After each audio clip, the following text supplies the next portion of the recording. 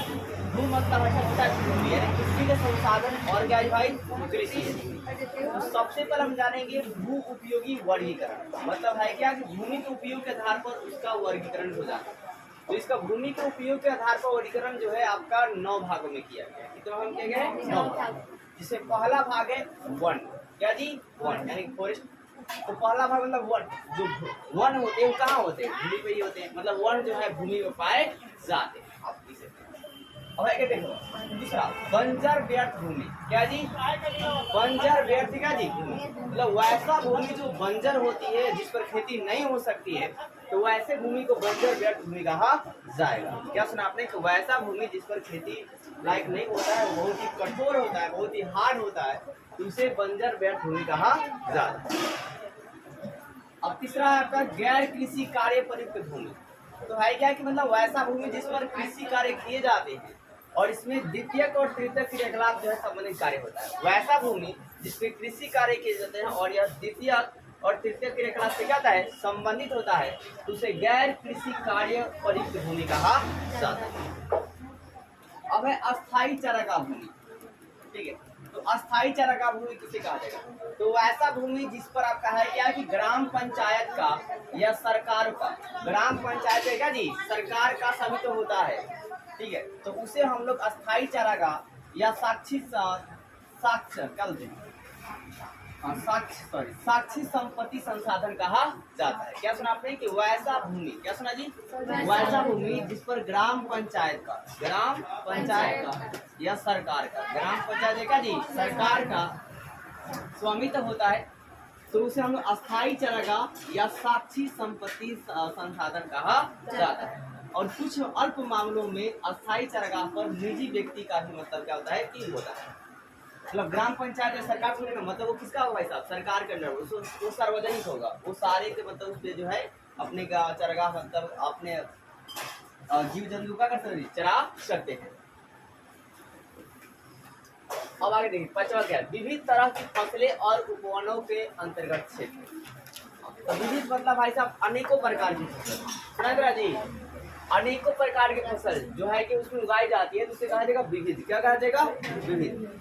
तो है क्या कि मतलब देखिए जो विविध फसलें होती है वो निजी व्यक्ति की तरह उगाई जाती है, मतलब है क्या वैसा भूमि जिससे एक पर्सनल आदमी क्या करता है, खेती करता है और उस खेत पर अनेकों प्रकार की फसल क्या करता है, बोता है, मतलब गेहूं भी बो देता है, थोड़ा उसमें क्या होता है सरसों भी बो देता है, मतलब मिक्स करके बोता है, तो उसे कहा जाएगा विविध तरह फसलों। फिर है क्या उपवनों के अंतर्गत क्षेत्र, उपवनों के अंतर्गत जी यानी कि वैसा क्षेत्र जहाँ पर बहुत सारे पेड़ पौधे लगे होते हैं और उन्हें बचाने के लिए एक तीर्थ स्थल दे दिया जाता है, तो उसे कहा जाता है उपवनों का क्षेत्र। क्या कहते हैं, उपवनों का क्षेत्र।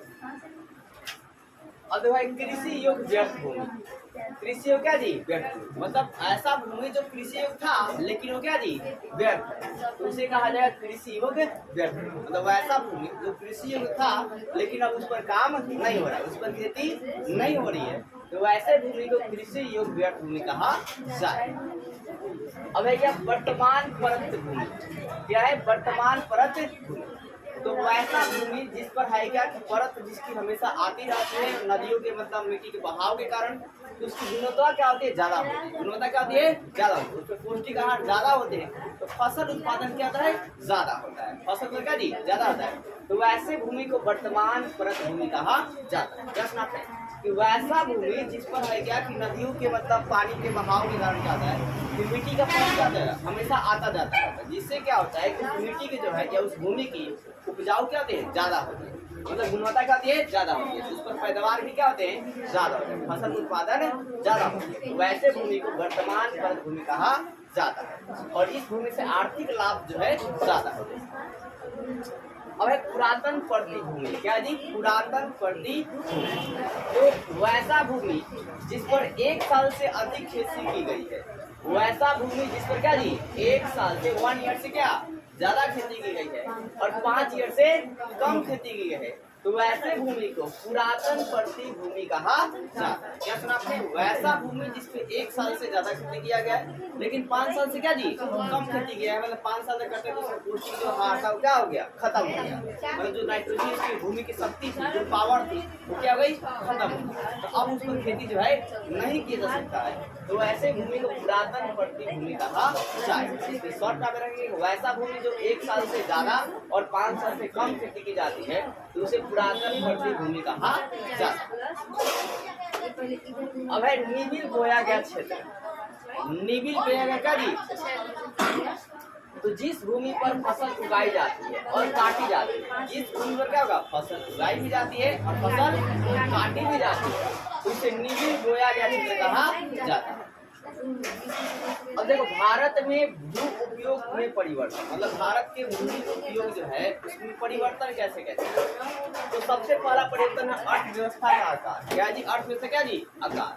मतलब जितना आप पैसा जनरेट करने की प्रयास करें उतना ज्यादा भूमि का उपयोग कीजिए। अर्थव्यवस्था क्या जी? आकार। दूसरा आपका है द्वितीयक और तृतीयक। द्वितीयक और क्या जी? तृतीयक क्रियाकलाप जो है वो प्राथमिक क्रियाकलाप से क्या है, तीव्र। क्या है? तीव्र। मतलब देखिए, प्राथमिक क्रियाकलाप मतलब जैसे जो कृषि हो गया, कृषि किसमें आता है, प्राथमिक क्रियाकलाप। इससे भी ज्यादा जो फास्ट कौन है, द्वितीयक और तृतीयक क्रियाकलाप। मतलब जो सकल घरेलू उत्पाद होते हैं, जो कुटीर उद्योग होते हैं, ये इससे क्या जी ज्यादा है।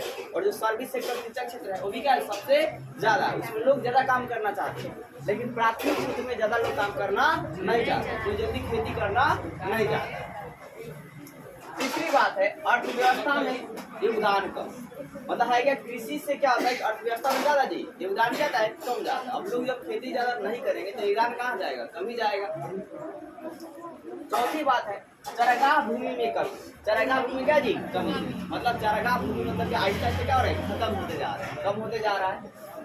पांचवी बात है कृषि कार्य नीति भूमि पर दबाव। कृषि कार्य क्या जी, भूमि पर दबाव। मतलब जनसंख्या देखिए बहुत ज्यादा बढ़ रहा है, जनसंख्या क्या जी बहुत ज्यादा बढ़ जा रहा है, तो अनाज के उत्पादन में क्या होगी, बहुत ज्यादा होगी। अब अनाज उत्पादन ज्यादा करने के लिए हम लोग भूमि पर क्या दबाव डाल रहे हैं, अनेकों प्रकार के केमिकल क्या करते हैं, छिड़काव करते हैं, जिससे क्या हो ज्यादा फसल का उत्पादन हो सके। तो फसल का उत्पादन ज्यादा हो जाता है, लेकिन वो भूमि क्या होती है, जल्दी खराब हो जाती है।